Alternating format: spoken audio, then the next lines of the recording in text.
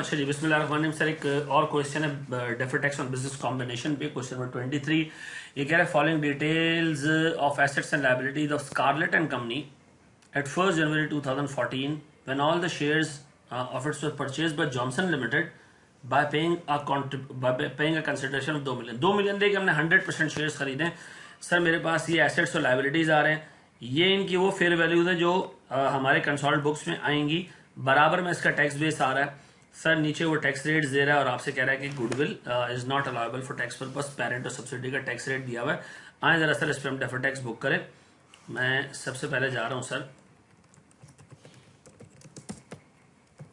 मुझे बताएं सर मेरे पास जो एसेट्स एंड लायबिलिटीज हैं वो कौन कौन सी हैं। सर मेरे पास सर सबसे पहले पीपी है, इसकी एक सर्टन फेयर वैल्यू है, यानी फेयर वैल्यू और ग्रुप अकाउंट्स के लिए कैरिंग अमाउंट टैक्स बेस है, डिफरेंस है। ठीक है जी सर। पीपी है मेरे पास कितने का सर? सर 4 लाख रुपए का। सर इसका टैक्स बेस है 2.5 लाख रुपए का और डिफरेंस है मेरे पास सर एक टैक्सेबल डिफरेंस को 1.5 लाख रुपए का। सर मेरे पास इन्वेंट्री है, ठीक है जी। इन्वेंट्री में मेरे पास सर 3.5 लाख का कैरिंग अमाउंट, 3.5 लाख का टैक्स बेस, मेरे पास डिफरेंस कोई नहीं है। सर फिर मेरे पास है अकाउंट रिसीवेबल। अकाउंट रिसीवेबल है मेरे पास सर 285 का carrying amount net of provisioning और टैक्स बेस है मेरे पास 290। प्रोविजन हटा के तो एक डिडक्टेबल डिफरेंस आ रहा है क्योंकि एसेट का कैरिंग अमाउंट कम और टैक्स बेस ज्यादा है। कैश सर अनकंडीशनली 6 लाख रुपए, कैरिंग अमाउंट 6 लाख रुपए, टैक्स बेस डिफरेंस कोई नहीं है। अकाउंट पेबल है सर मेरे पास एक लायबिलिटी है सर 2 लाख का और जनरली इसका टैक्स बेस होता भी सेम ही है क्योंकि अक्रूवल बेसिस पे सर ये लायबिलिटीज अलायबल होती हैं। टाइम बार्ड पेबल्स आपको याद आना चाहिए सर। इसमें वेजेस पेबल आ रहे हैं सर कोई 70,000 रुपए का और अगेन इसका टैक्स बेस 0 है तो एक डिडक्टेबल डिफरेंस आ गया सर। ठीक है जी। 75,000 रुपए का सर मेरे पास नेट टैक्सेबल डिफरेंस है। Other than deferred tax liability या एसेट मेरे पास net assets except deferred tax asset slash deferred tax liability. ठीक है जी। अब बताएं सर अगर मैं आपसे पूछूं मेरे पास डेफर्ड टैक्स लायबिलिटी किस रेट से बुक होनी चाहिए? सब्सिडरी के रेट से, वो 40% का रेट है। ठीक है जी। अब बताएं सर अगर मैं एंट्रीज पास करूं, सर मेरे पास net assets excluding deferred tax liability इतने से होना चाहिए। फिर सर मैं डेफर्ड टैक्स लायबिलिटी क्रिएट कर दूं कितने से? आप चाहो तो इन दोनों को नेट कर सकते हो 30,000 से। सर मेरे पास गुडविल यहाँ आ जाएगी और मैंने कैश कितना पे किया सर इसको खरीदने के लिए? 2 मिलियन। तो सर मेरे पास जो गुडविल आ रही है वो इनका डिफरेंस है 6,65,000 रुपए की। ठीक है जी, सेट है जी। अच्छा जी, अब एक चीज और याद रखिएगा सर, क्वेश्चन नंबर 24 पे हम जाते हैं। 24 में के लिए मैं सबसे पहले हेडिंग डाल रहा हूं सर इस सवाल की, इसी क्वेश्चन के अंदर सर मैं ये लिख रहा हूं सर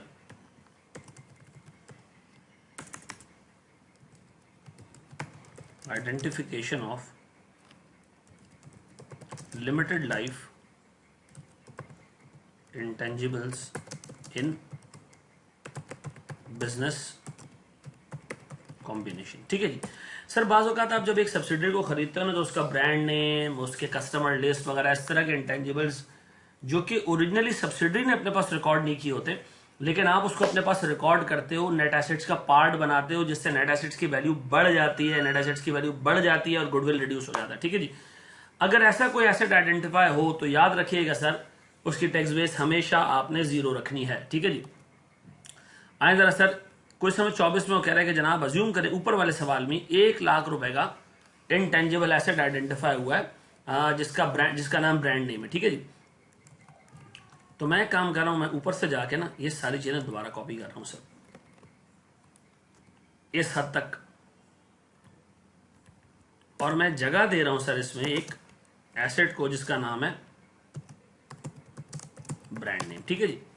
उस ब्रांड नेम की सर फेयर वैल्यू उन्होंने लाख रुपए आइडेंटिफाई किया, टैक्स बेस का 0 हमेशा, लाख रुपए का टैक्सेबल डिफरेंस आ गया। अब बताएं सर मेरे नेट एसेट्स अपडेट हो गए, पहले ये 1365 होंगे, देखिए अब 1465 हो गए। डन है, सीधी सी बात है सर मेरा टैक्सेबल डिफरेंस भी अपडेट हो गया। ठीक है जी। अब टैक्सेबल डिफरेंस अपडेट हो गया तो ऑब्वियस सी बात है सर मेरे पास डेफर्ड टैक्स लायबिलिटी का बैलेंस भी अपडेट हो जाएगा। ठीक है जी, 0.4 डन। अब बताएं अगर मैं जर्नल एंट्री पास करूं तो मैं कहूंगा जनाब मेरे पास net assets debit other than deferred tax liability इतने से, डेफर्ड टैक्स लायबिलिटी में अलग से क्रेडिट कर रहा हूं कितने की सर 70,000 रुपए की। बताएं सर मैंने कितना कैश पे किया है इस सब्सिडी को खरीदने के लिए 2 मिलियन। अब बताएं सर मेरे पास गुडविल आ रही है कितने की सर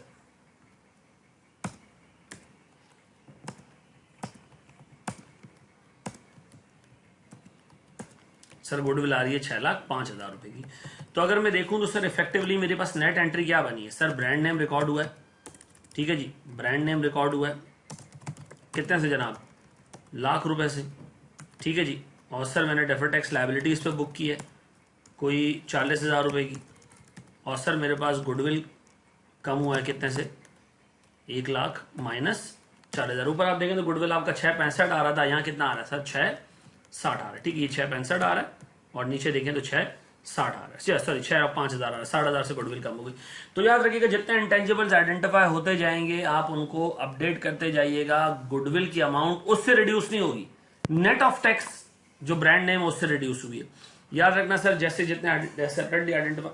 अब बताएं ये डेफर्ड टैक्स लायबिलिटी रिवर्स कैसे होगी सर, जैसे जैसे ब्रांड नेम यूटिलाइज होगा इसके अगेंस्ट सर इकोनॉमिक बेनिफिट्स ₹1,00,000 के मिलेंगे, डिडक्शन कोई नहीं अलाउ करेगा एफबीआर। तो जैसे जैसे इकोनॉमिक बेनिफिट्स मिलते रहेंगे मैं इस डेफर्ड टैक्स लायबिलिटी को क्या करता रहूंगा, ऐसा ऐसा रिवर्स करता रहूंगा और इन इकोनॉमिक बेनिफिट्स के ऊपर मैं करंट टैक्स बुक करता जाऊंगा, ठीक है जी।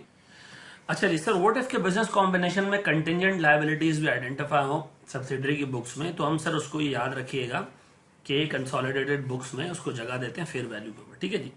आए जरा सर एक छोटा सा क्वेश्चन और हमारे पास आ रहा है और ये हमारे पास आ रहा है sir, calculate the effect on the transaction above.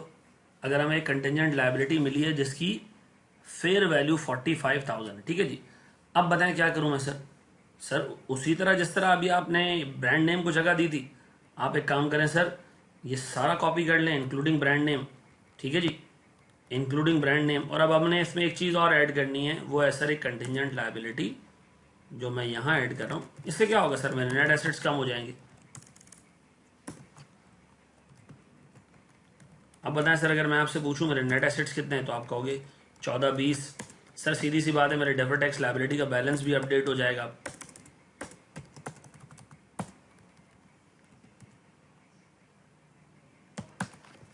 अब बताएं अगर मैं जर्नल एंट्री पास करूं तो मैं कहूंगा सर मेरे पास नेट एसेट्स डेबिट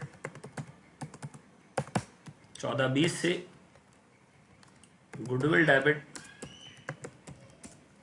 फिर सर मेरे पास गुडविल डेबिट के बाद sir deferred tax liability credit 52 से, कैश मेरे पास से गया सर कोई 2 मिलियन, ठीक है जी। अब मैं अगर गुडविल को देखूं तो 2,52,000 या गया सर मेरे पास 632, ठीक है जी।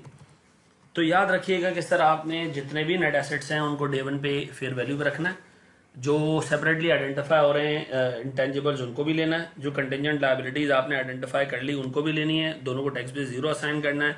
जो डेफर्ड टैक्स लायबिलिटी है उसको हमने नेट एसेट्स का पार्ट बना के इफेक्टिवली गुडविल को एडजस्ट कर देना है, ठीक है जी। Thank you very much.